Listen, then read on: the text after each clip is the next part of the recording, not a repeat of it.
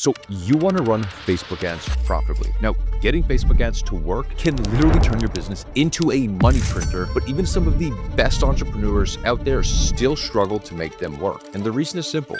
The algorithm can feel like a complete mystery. Sometimes you don't even know where your budget is going. And a lot of the time, from what I've seen into hundreds of ad accounts, your ads just don't convert like you'd hoped. Now, the good news is you don't need to go spend $5,000 on some guru's 10-hour course or go spend 40 G's to graduate with a fancy marketing degree, because over the next few minutes, I'm going to share over 3 years worth of learning experiences that have generated over 8 figures in attributable Facebook ads revenue into this crash course and teach you the exact steps you need to take to create high-performing Facebook ads. Now, this will be one of the most value-dense videos you'll ever watch on Facebook ads, especially since I'm literally going to be showing you my exact winning ads and my funnels so you can just copy us. So jumping into my computer screen, I want to actually walk you through a live full Facebook ad funnel, starting from the ad creative all the way through to the actual conversion process. And just to show you some of the stats here real quick, as you see, our cost per appointment on this ad is sitting at $24.13.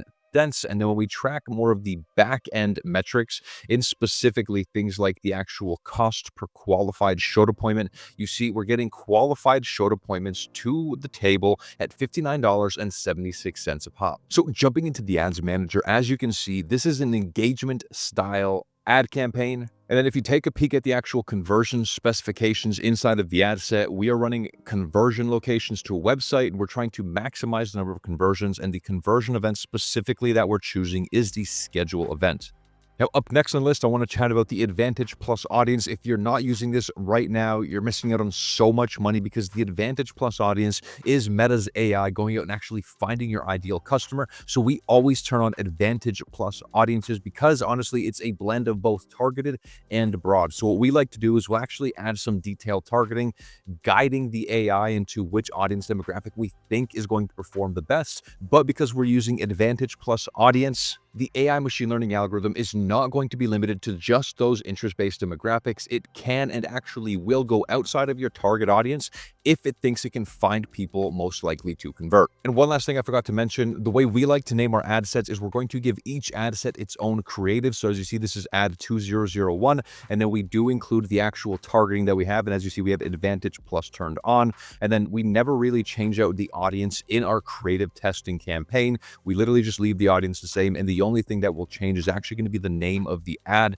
which next one we do 2002, 2003, so on and so forth. Then inside of the ad is where we go ahead and we test micro variations of the overall ad. And as you see, we did this one in a dynamic creative test where we uploaded 4 different images, and honestly, they're the exact same. The only thing that you can see we're actually changing is going to be this headline right here. So this one says the greatest agency attribution dashboard. This one says unlimited sub-account agency ad dashboard. And then we have a few other variations where, again, the core premise is we're trying to test what specific messaging attracts our ideal customer and gets them to click. Now, if you are indeed going to be using a dynamic creative, you obviously can't see all of the ads inside of the ad section because it's just blended all in one ad. So what you're going to do is you're going to go over here, you're going to hit breakdown, and you're going to hit image and video. And obviously Meta sucks at actually counting the leads and counting the conversions properly. You see it says here we only got 11 leads, but inside of my AdCon dashboard, it actually says I got 111 leads. So it missed 100 leads, which is wild. But if we're going to go ahead and actually look at the reach, we can identify and see that Meta liked this one the most. It spent most of the budget on this specific ad. And if I click on it, this was actually the winner, the greatest agency ad dashboard.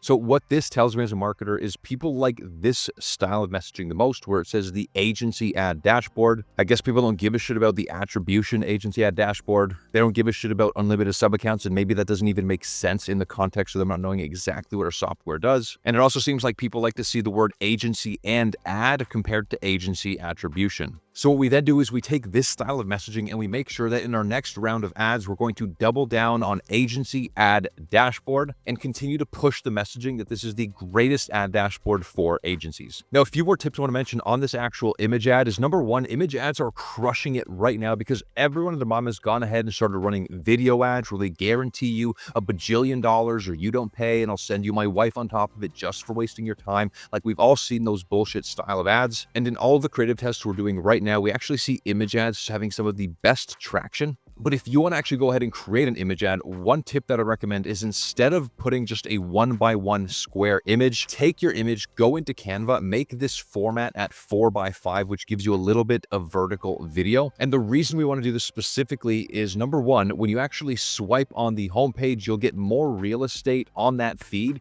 meaning people can only see your ad. And at the end of the day, when you're buying ads, it's exactly what you're paying for, is real estate on that screen. So you get more real estate for the exact same price. And then reason number two is you can actually take this ad image and then place it inside of the stories placement and the reels placement with more of a native feel. And on top of that, when you actually make this a 15-second video, you can then start to track things like hook rate, hold rate, average video view duration, and get more insights into people actually stopping and consuming your ad. Whereas if it's just an image, you won't be able to see those insights. Now, again, when it comes to image ads, there's also a few more things I really want to hammer down so you can get the most amount of conversions for your ad spend. And number one is going to be actually focusing on the ad copy. So you see right out of the gate, we're specifically calling out and talking to people that use Go High Level. We then run them through the offer. We make some comedy. I'm not going to read the entire thing because honestly, it's a bit boring to have someone sit there and read at you. So feel free to pause and actually read the ad copy. But we're very intentional in trying to make our ad copy very short, very easy to consume, one line at a time.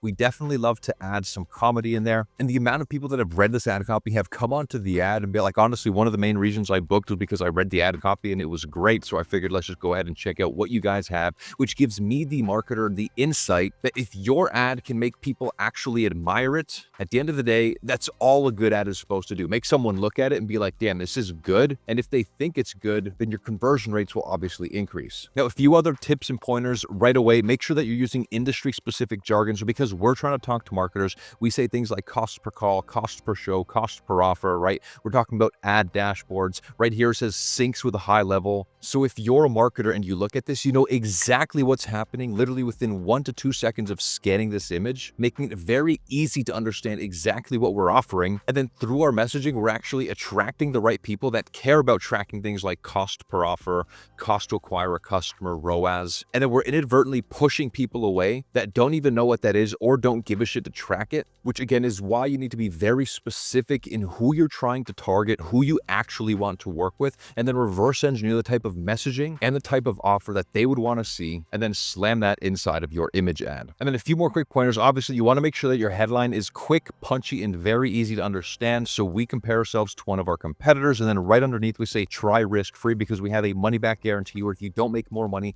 from your ads by using our AI optimization technology, we don't want your guys' money. So we include try risk-free in there. And then the last tip that I want to mention here is actually modifying the display link. Now, if you were to go to adcong.ai/HiRosKiller, nothing would actually pop up. And if you see right here, I actually went ahead and deleted the display link, which now changes to learn.adcong.ai. But in my mind, I'm looking at that, I'm like, why would I just leave such an ugly ass domain name? And why wouldn't I have a bit of fun with this by entering adcong.ai/HiRosKiller, right? Because anyway, we're paying for this real estate and this will be showing up on the screen. So we might as well leverage this and use it to our advantage. So once people have actually gone ahead and seen the ad, we've generated the interest and we've got them to click this learn more button. Here's where we send them to what we call our DSL, which stands for a deck sales letter. Now, the deck sales letter is identical to a video sales letter. It's just instead of taking the content and forcing people to watch a 7 to 10 minute long video that nobody gives a shit to watch because they know exactly that they're not going to get any value,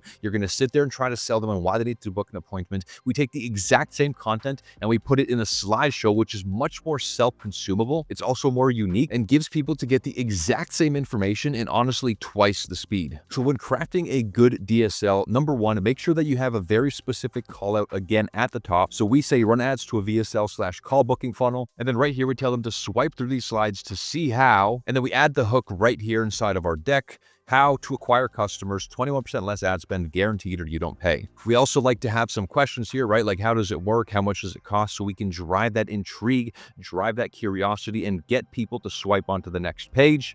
And then after our hook page, we then go into a qualification where we specifically qualify who this is for. For us, it's marketers running a sales call funnel that are also using Go High Level CRM. And we say, if that's you, continue. Then the third section of content that I like to put inside of our DSLs is more of a how it works. So we're going to give some surface level introduction into exactly how our product or offer actually works. And it's important to mention that I love to use very minimal wording while leveraging imagery or video content to show more than we're going to tell people. So we have a few points on how it works. And then the next section right after that is going to be why it works. And here you can leverage either authority, you can leverage facts, you can leverage testimonials, whatever you want to use or whatever you have access to. For us, we've gone down the authority route by leveraging other people's authority. So right here, you see it says recommended by Meta for best results. We then go and we explain a few other things on the back end as to actually why this works. Then we get into a comparison where we compare our product against one of our main competitors. We share some rough pricing. And then again, we wrap it up with our offer and guarantee where if you don't actually acquire customers by 21% less ad spend, we don't even want your money. We then say want to get a demo/trial, hit the button below. PS, we have a gift for you too. Now, I love putting this PS, we have a gift for you on any single sales funnel that we're going to run because again, it increases the level of curiosity that people have. And if you haven't heard the quote, curiosity is one of the greatest human incentives. So we can make them curious enough. People will do some crazy ass shit to scratch that itch of curiosity and see like, what is this gift? So again, we're trying to just drive the overall click-through rate from one step of the funnel all the way down to the next. And this is one of the tactics that we have used on landing pages to get people to go to schedule a call. Now, once someone hits schedule a live demo, we then send them to our booking page. We tell them book a live demo below. And then here's where we tell them what the actual gift is. So we give out a free high converting funnel pack where we have a bunch of templates of proven winning funnels that we just give to people for free. I also like to outline the meeting agenda inside of our calendar, but honestly, if I'm going to be truthful, not everyone reads that. It's just something that I like to do. And then once someone actually goes ahead and schedules an appointment, we then send them to this page. And as you see, it's black. And the reason we do this is for a pattern interrupt because they just went through 2 white pages. Now it's black. So their pattern interrupted. Now they're paying attention specifically to this very, very high contrast where it says not confirmed. So immediately they understand your live demo is not confirmed. We then have an arrow to show them, yo, what's behind this arrow? Then we say to confirm your slot, respond yes inside of your calendar. So as you see, we get them to actually open their calendar and hit yes. We then say if this is not done, we will have to cancel your time slot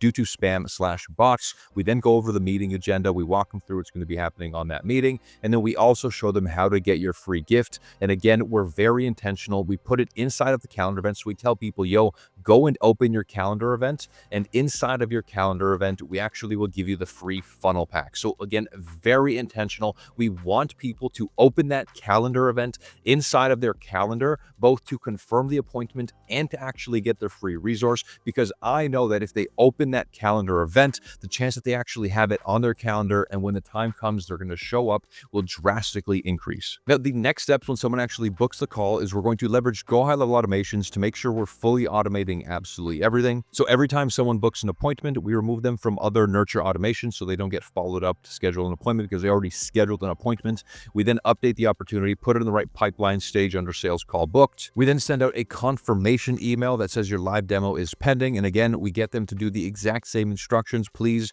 go inside of your calendar invite and hit yes. And then we also state PS inside of the email invite, you will find your master funnel pack gift. And then we just have these 2 links here just in case someone needs to actually add it to their Google Calendar for whatever reason. We make it quick and easy for them to add it to their calendar. We then send ourselves a Slack notification. We wait 10 minutes. We add them to a workflow, which is our bootcamp nurture, which I'll get to in just a second. We then wait another 10 minutes and then we send them this automated message. And we're very transparent that it is an automated message because most people know if they see a green bubble text or if they get a text almost immediately after they schedule an appointment, the chance that it's an actual human is slim to none. So we're just very transparent. We say automated message, your live demo has been scheduled for the time. We add the time zone in there as well because we've had this happen so many times where people book on a VPN.